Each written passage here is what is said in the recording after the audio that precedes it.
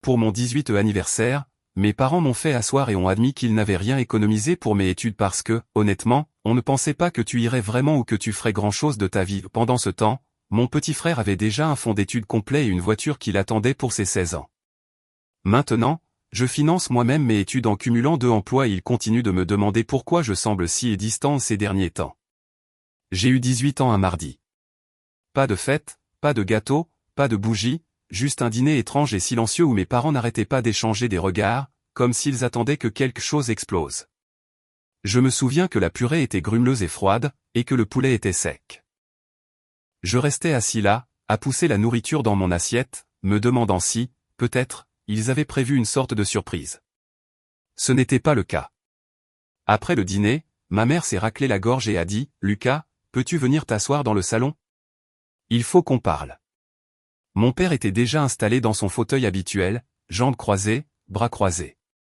Cette expression sur son visage, celle où il essaie d'avoir l'air sérieux mais où il finit par avoir l'air de trop forcer, déclenchait déjà des signaux d'alarme dans ma tête.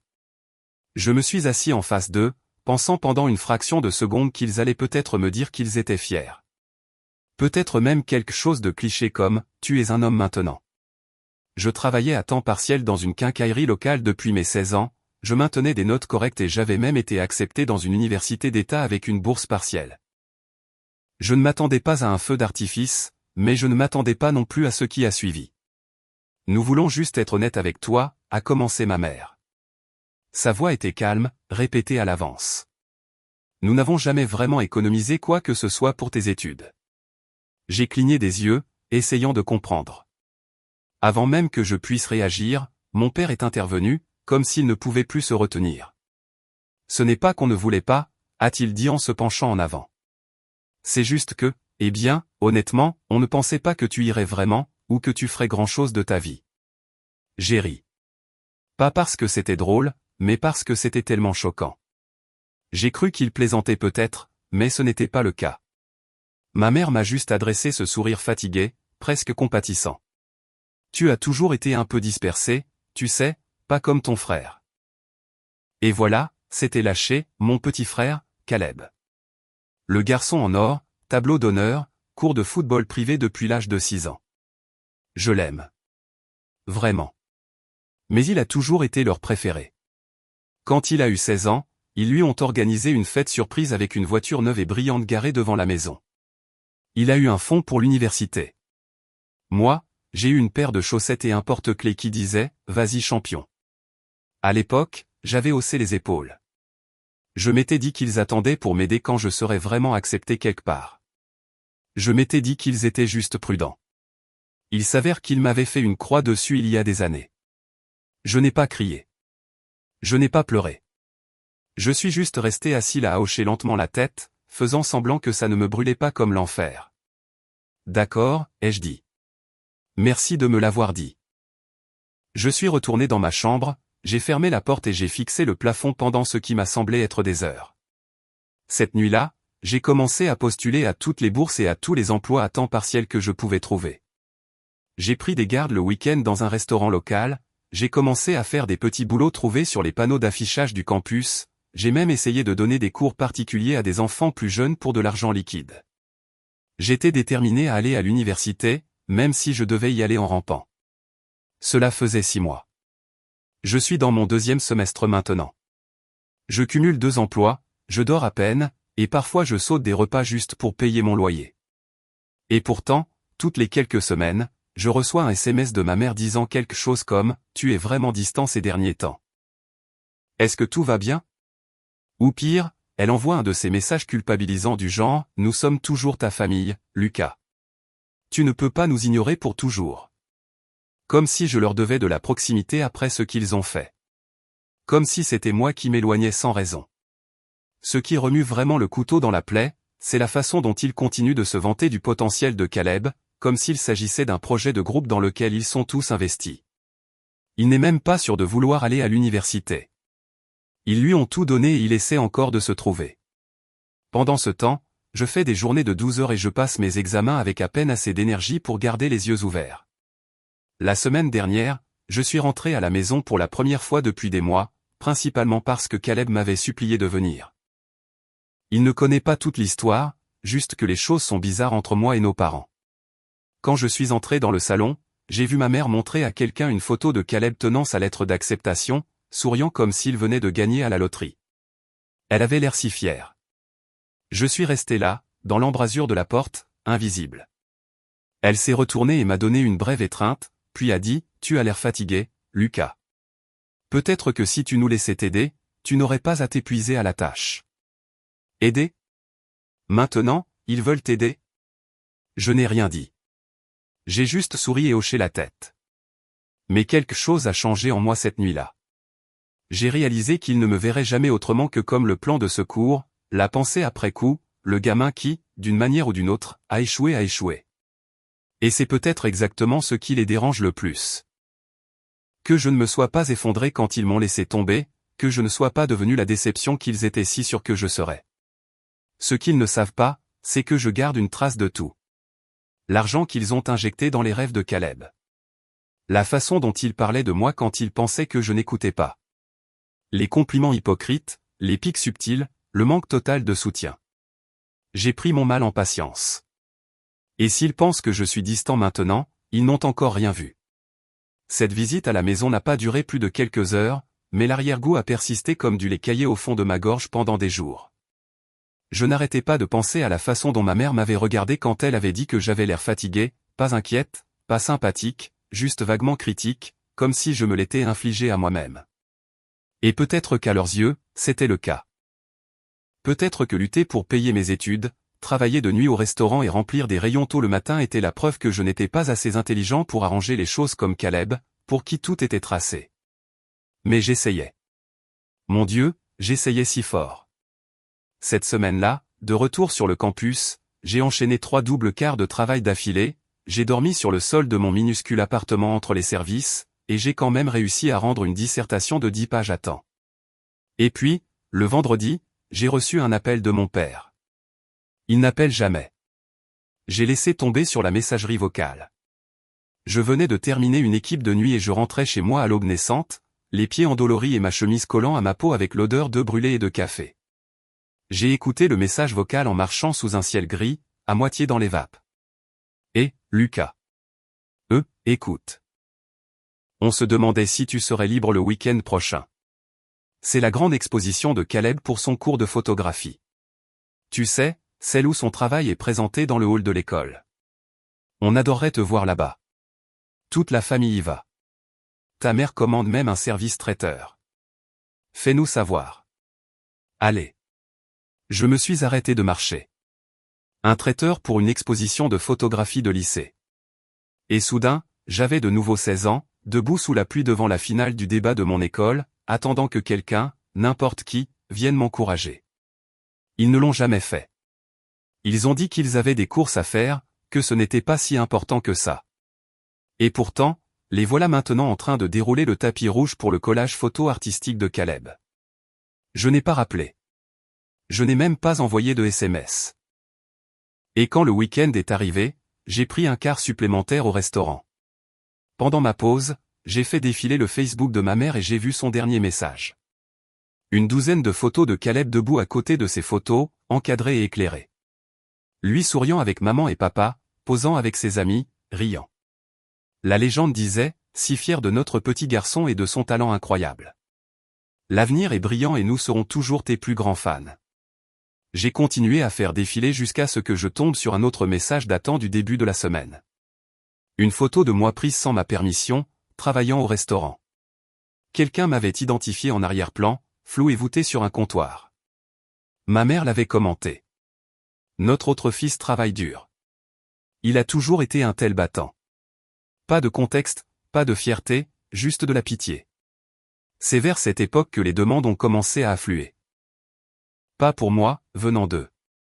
Et Lucas, m'a envoyé ma mère un après-midi. Caleb pense postuler à la même université que toi. Serais-tu prêt à l'aider avec son dossier? Juste un peu d'édition et des commentaires. La même université, celle où je suis entré à la force du poignet, celle que je n'ai pu fréquenter que parce que j'ai pratiquement vendu des morceaux de mon âme à chaque comité de bourse prêt à écouter. L'idée qu'il puisse juste y entrer parce qu'il aimait l'ambiance, c'était comme si quelqu'un m'avait versé de l'eau bouillante dans le dos. J'ai attendu une journée entière avant de répondre. Puis j'ai écrit, désolé, je suis débordé par le travail et les examens. Peut-être qu'il peut demander à l'un de ses professeurs. Pas de réponse. Une semaine plus tard, mon père a rappelé. Cette fois, j'ai décroché, surtout par curiosité. J'étais debout devant l'épicerie, tenant un sac de nouilles instantanées en promotion. Et Lucas, a-t-il dit avec désinvolture. Petite question. Est-ce que tu as toujours ton vieil ordinateur portable? Ouais, ai-je dit lentement. Pourquoi? Eh bien, Caleb est fauché et on s'est dit que comme tu n'en as probablement plus besoin, peut-être qu'il pourrait l'utiliser. Il commence à postuler pour les universités maintenant et ça l'aiderait vraiment. J'ai cligné des yeux. Tu veux dire l'ordinateur portable que j'utilise encore pour l'école? Celui sur lequel je suis littéralement en train d'écrire des devoirs en ce moment même? Il y a eu une pause. Oh, je supposais juste que tu avais changé pour mieux depuis le temps. J'ai ri d'un rire sec et amer. Non, papa, je l'ai parce que je n'ai pas les moyens d'en changer. Il ne s'est pas excusé, il a juste gloussé maladroitement et a dit, eh bien, peut-être quand tu le feras, fais-le nous savoir. Allez. C'est là que j'ai commencé à comprendre. Il ne favorisait pas seulement Caleb. Il me voyait vraiment comme un accessoire, une roue de secours, quelque chose à utiliser quand c'est pratique et à ranger quand ça ne l'est pas. Ce n'était pas une question d'amour ou d'équité. C'était une question d'attente. Caleb méritait les choses. J'étais censé gagner des miettes et en être reconnaissant. Quelques jours plus tard, je suis tombé malade, pas comme une petite grippe, vraiment malade. Fièvre, mal de gorge, courbatures sur tout le corps, le genre de choses qui vous fait penser que vos organes sont en train de fondre. J'ai dû me faire porter pâle au travail, ce qui signifiait qu'il me manquerait environ $40 pour le loyer. J'ai envoyé un SMS à ma mère, non pas pour demander de l'aide, mais juste par désespoir de me sentir humain. J'ai dit, je suis malade. Je n'ai pas dormi. Je ne peux pas travailler. Elle a répondu 3 heures plus tard. Oh, non. J'espère que tu te sentiras mieux bientôt. Bois du thé. Peut-être que Caleb pourra passer te déposer de la soupe s'il a le temps. Il ne l'a pas fait.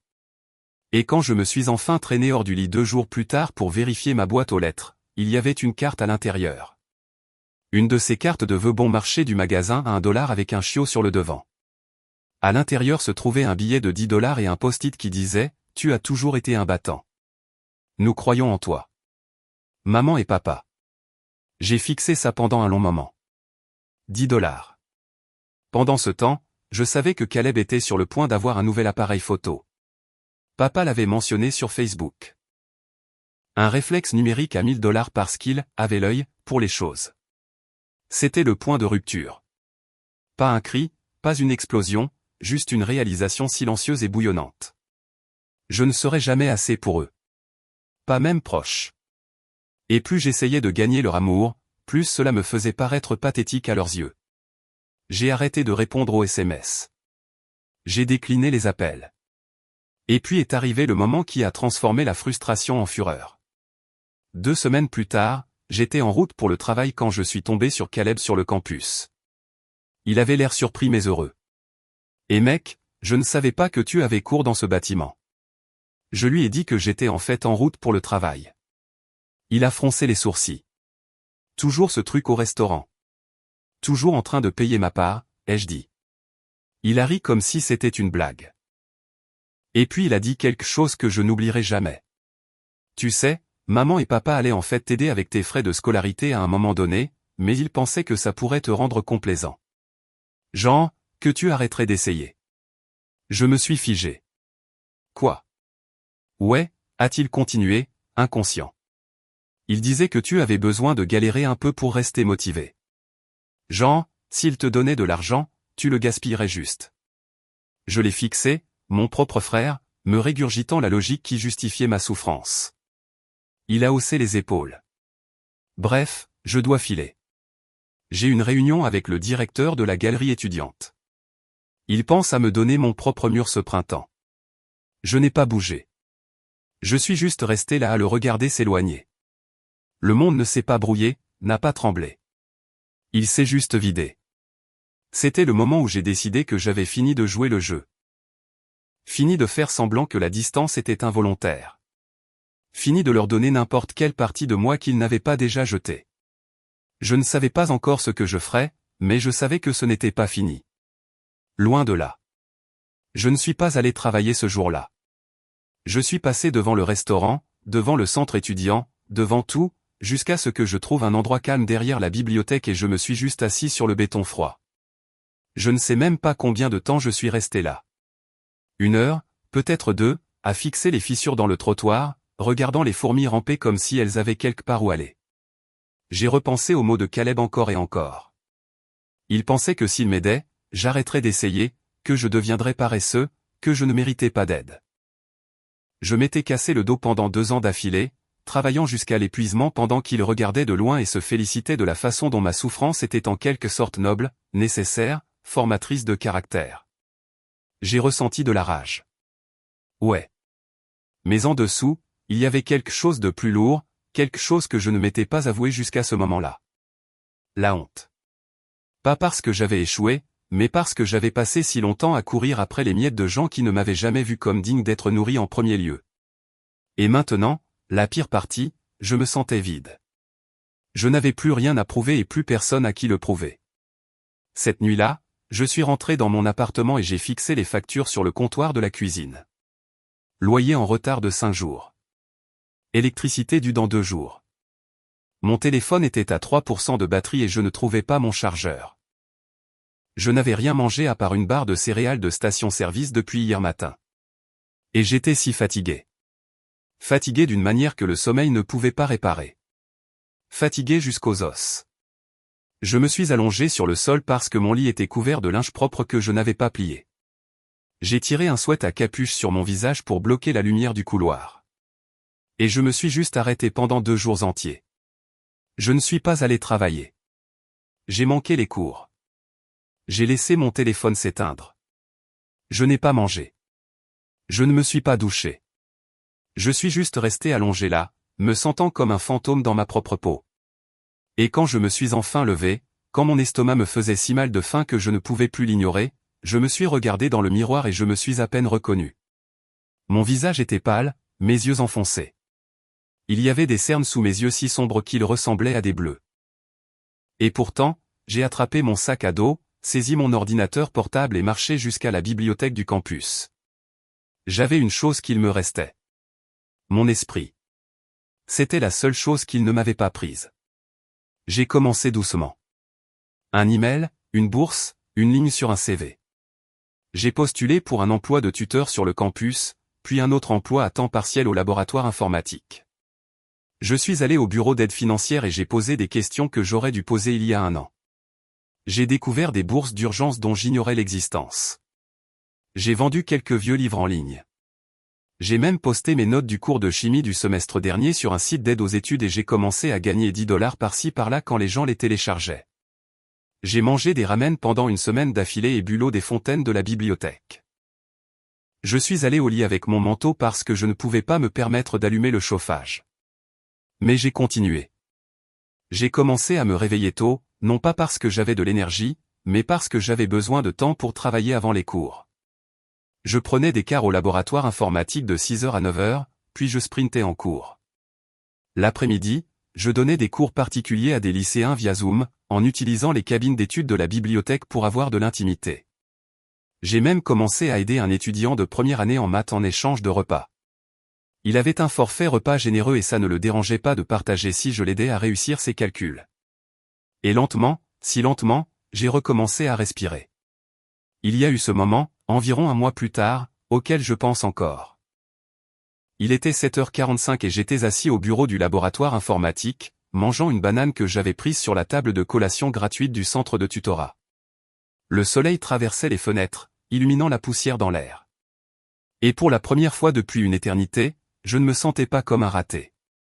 Je ne me sentais pas comme quelqu'un cherchant l'approbation ou essayant de gagner de l'affection. Je me sentais capable. J'avais fait ça, pas grâce à eux, mais malgré eux. Et puis l'univers m'a lancé une perche. J'ai été accepté dans un programme de bourse de recherche, un programme qui payait une allocation mensuelle et m'offrait une expérience en laboratoire. J'avais postulé sur un coup de tête des semaines plus tôt, pensant que je ne l'aurais jamais, mais je l'ai eu. Et l'email est arrivé avec l'objet « Félicitations, Lucas ». Je suis resté assis là et je l'ai lu 5 fois avant de m'autoriser à y croire. 3 jours plus tard, j'ai pu payer mon loyer à temps pour la première fois depuis des mois. J'ai acheté un radiateur d'appoint. J'ai rempli mon frigo avec de la vraie nourriture. J'ai même remplacé mon sac à dos effiloché par un que j'ai trouvé en solde. Et puis, dans un acte impulsif de soins personnels, j'ai acheté un journal bon marché et j'ai recommencé à écrire. Quelque chose que je n'avais pas fait depuis mes 15 ans. Ce n'était pas tout rose après ça. Loin de là. J'avais encore des moments où je devenais amer. Je voyais encore des photos de famille en ligne et je ressentais cette brûlure comme une plaie que je continuais de gratter. Caleb a posté une vidéo de la révélation de sa décision pour l'université. Et ils étaient là encore, maman et papa applaudissant, pleurant et le serrant dans leurs bras alors qu'il ouvrait sa lettre d'acceptation. Ils lui ont acheté des ballons, l'ont emmené dîner, ont fait tout un diaporama sur ses réalisations. La légende disait, un de fait, un à faire. Comme si je n'étais qu'un bruit de fond. Mais quelque chose en moi avait changé. Ils ne m'ont pas brisé. Ils ont essayé. Qu'ils l'aient voulu ou non, ils m'ont chargé de doutes, ont attaché des briques à mes jambes et m'ont jeté dans le grand bain. Mais j'ai nagé. Je suis remonté à la surface à la force de mes bras, hors d'haleine et tremblant, mais vivant. Et un soir, assis à mon bureau avec une tasse de vrai thé à la main et le chauffage ronronnant doucement dans le coin, j'ai réalisé quelque chose d'étrange. Je ne me souciais plus de savoir s'ils diraient un jour « Nous sommes fiers de toi ». Parce que j'étais fier de moi. Je n'avais pas besoin de leurs mots. Je n'avais pas besoin de leurs excuses culpabilisantes, ni de leurs éloges hypocrites, ni de leur pitié à peine voilée. J'avais construit quelque chose à partir des cendres. J'avais trouvé mon équilibre dans une tempête qu'ils m'avaient laissé affronter seul. Et maintenant j'observais, j'attendais, non pas qu'ils changent, mais le moment où ils auraient besoin de quelque chose de moi, parce que je savais que ça viendrait. Et quand ce serait le cas, je serais prêt. Au moment où le printemps est arrivé, j'avais une routine qui fonctionnait. Je n'étais pas encore prospère, mais je ne me noyais pas non plus. Et cela seul ressemblait à une sorte de victoire. La bourse de recherche m'a donné juste assez de stabilité pour arrêter de craindre constamment la prochaine échéance de loyer. J'avais des provisions dans le frigo, un bureau qui ne branlait plus, et ma propre copie du pass de gym du campus, que j'avais gagné à une tombola de bourse. Je travaillais toujours de longues heures. Mais je n'étais pas épuisé. J'étais motivé, concentré, et quelque chose d'autre avait commencé à grandir parallèlement à cette motivation. La clarté. Ça a commencé par une seule question, le genre qui bourdonne au fond de votre esprit quand les choses se calment. Que ferait-il si les rôles étaient inversés? J'y ai pensé plus que je ne l'admettrais. Que ferait-il si j'étais l'enfant chéri et que Caleb grattait les fonds de tiroir? L'aurait-il laissé galérer comme ils m'ont laissé faire? L'aurait-il obligé à se battre pour chaque miette d'affection, chaque dollar de soutien? Ou lui aurait-il lancé une bouée de sauvetage au premier signe de problème? La réponse n'était pas difficile à deviner. Il ne s'attendait jamais à ce que je gagne. Il ne s'attendait même pas à ce que je participe.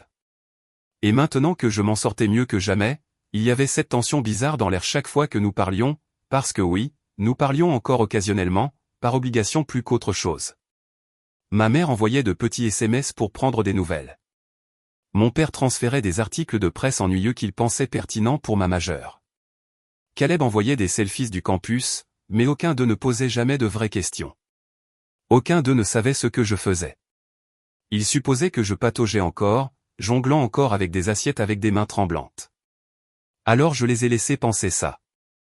Au début, c'était juste plus facile ainsi. Mais lentement, c'est devenu stratégique. J'ai arrêté de poster sur les réseaux sociaux. J'ai laissé mon profil en sommeil. Quand j'obtenais de nouvelles réussites, une autre subvention, un article de recherche publié, une recommandation de la faculté, je ne disais pas un mot. Pas même à Caleb. Surtout pas à Caleb. Parce que vers cette époque, Caleb a commencé à postuler à mon université, dans le même département, le même programme. Et c'est là que j'ai su que l'opportunité viendrait plus tôt que je ne le pensais. Un après-midi, j'étais au centre de tutorat quand j'ai entendu 2 assistants de faculté parler des admissions de printemps. Je n'essayais pas d'écouter aux portes. J'ai juste reconnu le nom qu'ils ont mentionné, Caleb Monroe. Je me suis figé. Je me suis penché légèrement plus près, faisant semblant d'organiser des dossiers sur l'étagère voisine.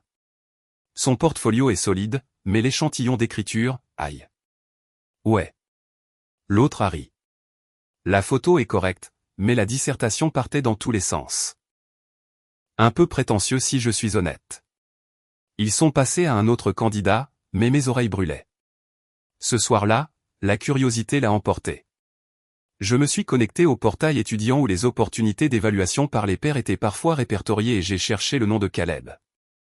Je n'ai pas trouvé sa candidature, mais j'ai trouvé une offre d'assistant de recherche pour laquelle il avait postulé, la même que celle qu'on m'avait proposée des semaines plus tôt et que j'avais refusée en raison de conflits d'horaire. Et c'est là que ça devient dingue. Il a utilisé mon nom comme référence. Sans prévenir, sans texto, sans email.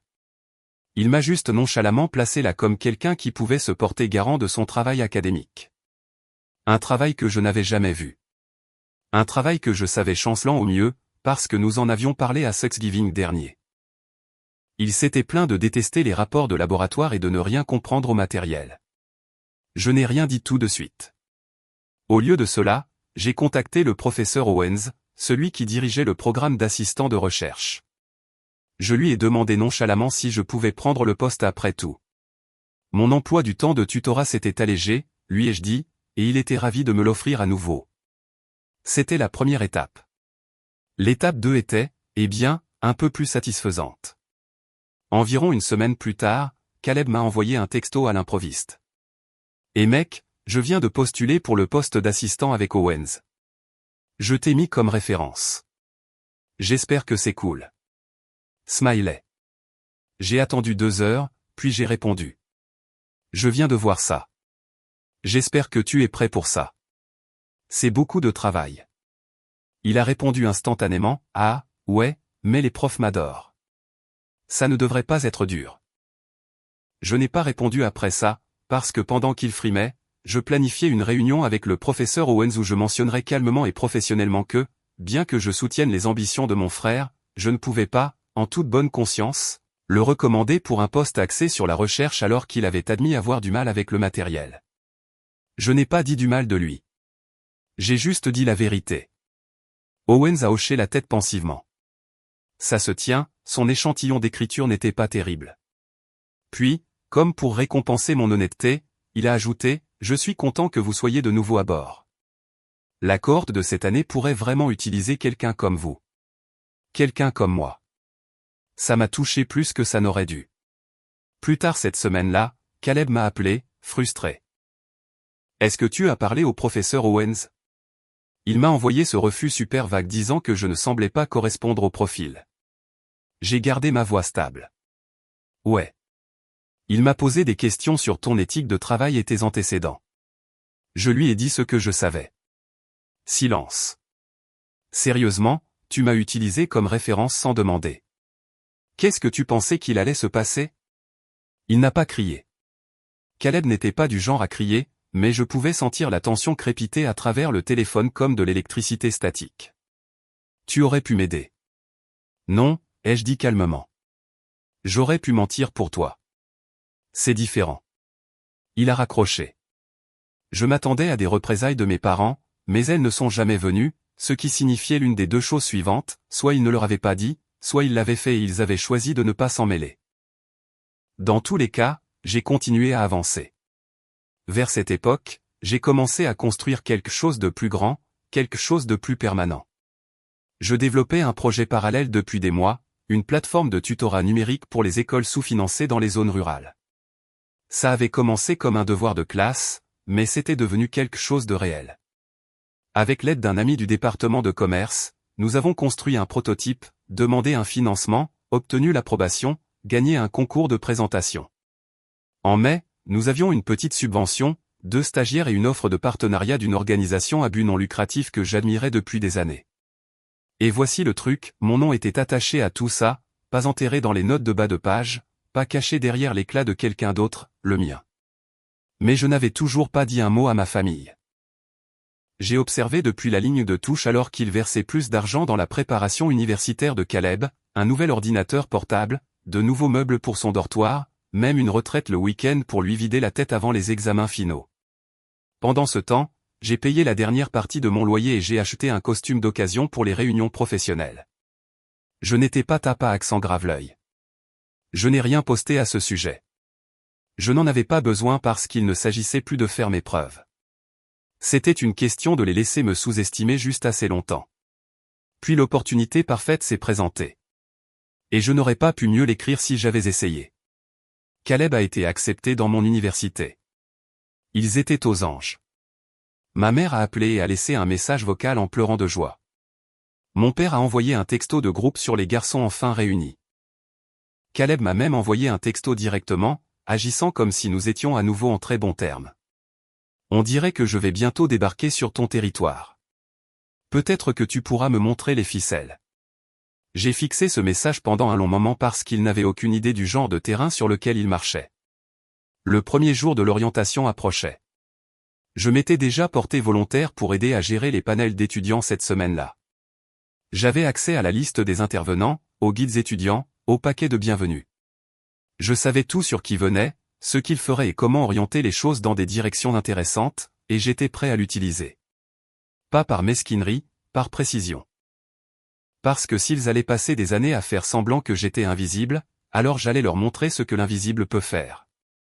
La semaine d'orientation est arrivée avec toute l'énergie chaotique d'un parc d'attractions le jour de l'ouverture. De nouveaux étudiants errant sur le campus avec de grands yeux. Des parents traînant des valises. Des guides de campus aboyant des directions avec un épuisement à peine dissimulé. Je m'étais porté volontaire pour faire partie du panel de réussite des étudiants, un groupe soigneusement sélectionné d'étudiants de classe supérieure censé inspirer et rassurer les étudiants de première année et leurs familles. On nous avait demandé de partager nos histoires, comment nous avions surmonté les obstacles, trouvé une communauté et réussi académiquement. C'était censé être sain, édifiant. Au lieu de cela, j'en ai fait tout autre chose. Mon moment. L'événement a eu lieu dans l'auditorium principal de l'université, bondé d'étudiants entrants et de leurs parents. J'ai reconnu la voix de Caleb avant de le voir crier quelque chose à propos du parking à ma mère. Bien sûr, ils étaient là. Caleb dans ses baskets de créateur, maman dans un gilet floral vif et papa scannant la foule comme s'il était propriétaire des lieux. Ils ne m'ont pas vu sur scène jusqu'à ce que je me lève pour parler. J'étais le dernier étudiant du panel. La modératrice m'a tendu le micro et a souri. Lucas, vous êtes l'un de nos chercheurs boursiers et bénéficiaires de bourse. Pourquoi ne dites-vous pas à tout le monde comment vous êtes arrivé ici? J'ai pris une inspiration, calmant les battements de mon cœur. Bien sûr, j'adorerais, ai-je dit. La vérité. Pas la version propre et soignée, la vraie. Je n'étais pas censé arriver ici, ai-je dit, faisant les 100 pas lentement sur la scène.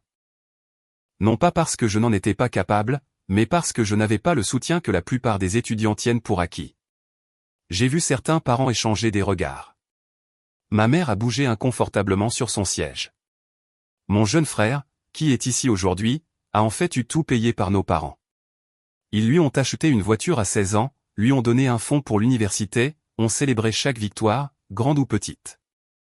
Moi, j'ai eu droit à une leçon sur le fait qu'ils ne pensaient pas que je ferais grand-chose de ma vie. Des halètements, quelques gloussements d'incrédulité. J'ai cumulé 2 emplois pour arriver ici. J'ai vécu de nouilles instantanées et j'ai maintenu mes notes tout en dormant à peine. Pas parce que j'étais spécial, mais parce que je n'avais pas d'autre option. Mais le truc, c'est que j'ai fait une pause, croisant le regard de Caleb au 4e rang. La pression, soit elle vous brise, soit elle vous aiguise. J'ai choisi de m'aiguiser. La modératrice a essayé de me ramener doucement vers un ton plus léger, mais je l'ai repoussé d'un sourire et d'un geste de la main. Désolé, c'est important. Il y a des étudiants dans ce public en ce moment qui pensent qu'ils n'ont pas leur place ici, à qui on a dit qu'ils ne seraient jamais assez. Je suis ici pour dire qu'ils ont tort.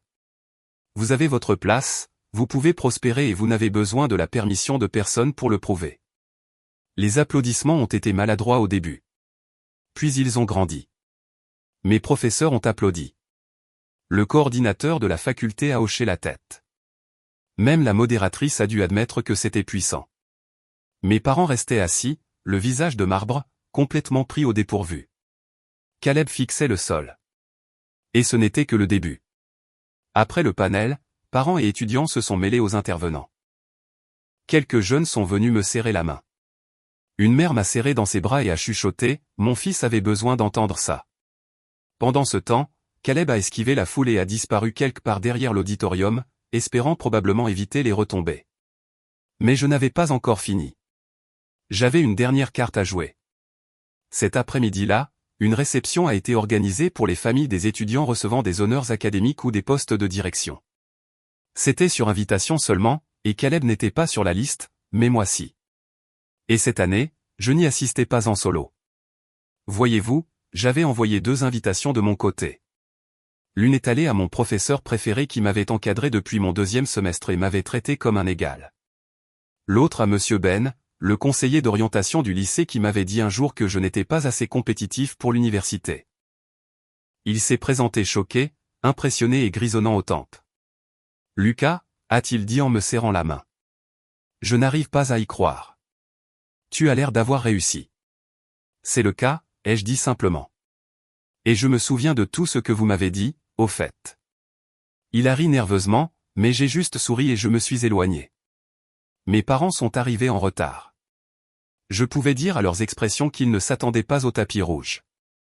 Ils pensaient que ce serait une sorte de rencontre décontractée, pas un événement avec traiteur, stand médiatique, donateur et un diaporama présentant les réalisations des étudiants.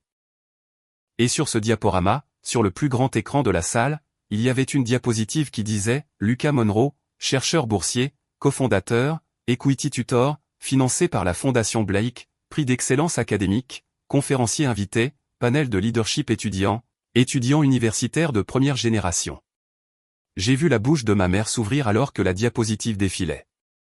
Mon père clignait des yeux lentement, comme s'il essayait de redémarrer son cerveau. Il n'avait aucune idée de qui j'étais devenu. Et juste quand je pensais que c'était assez, le destin m'a offert un dernier cadeau. Un journaliste local couvrant la semaine d'orientation a demandé à m'interviewer, juste un court reportage sur la résilience étudiante. J'ai accepté. L'article a été mis en ligne 2 jours plus tard. Il s'ouvrait sur ma citation. Mes parents m'ont dit qu'ils n'avaient jamais économisé pour l'université parce qu'ils ne pensaient pas que j'irais vraiment. Ce moment a brisé quelque chose en moi, mais il a aussi allumé un feu. L'article est devenu viral sur le campus, et à la fin de la semaine, j'ai reçu un message de Caleb. « Tu as embarrassé toute la famille. Tu n'avais pas besoin de nous traîner dans la boue comme ça. » J'ai répondu, je n'ai cité personne. S'ils se reconnaissent dans mon histoire, c'est leur problème. Il m'a laissé en vue. Quelques jours plus tard, ma mère a essayé d'appeler. J'ai laissé sonner. Puis un autre message est arrivé. Nous sommes désolés si nous t'avons fait sentir inférieur. Ce n'était jamais notre intention. Je n'ai pas répondu. Je n'avais plus rien à dire parce que la vérité est que je n'ai rien fait de tout cela pour me venger. Pas vraiment. C'était juste le carburant dont j'avais besoin pour continuer quand tout semblait sans espoir. La vraie victoire était de devenir quelqu'un dont j'étais fier. J'ai obtenu mon diplôme 1 an plus tard avec les honneurs. J'ai décroché une offre d'emploi dans une organisation à but non lucratif d'éducation technologique. J'ai emménagé dans un petit appartement avec du parquet et une vue sur la ville. Et quand j'ai envoyé les faire-part de remise de diplôme, j'ai inclus une photo de moi debout devant l'auditorium dans le même costume que je portais le jour de ce panel. Pas de notes, pas de carte, juste la photo. Mes parents n'ont pas répondu, mais je sais qu'ils l'ont vu, et c'était suffisant. J'ai construit mon avenir à partir de zéro, sans filet de sécurité, sans section de supporters et sans raccourci. Et maintenant, chaque fois que j'entre dans une salle de conférence ou que je parle à un étudiant en difficulté, je porte ce souvenir avec moi, non pas comme une cicatrice, mais comme la preuve que je n'ai jamais été la déception. Ils ne pouvaient simplement pas voir au-delà de leurs propres attentes.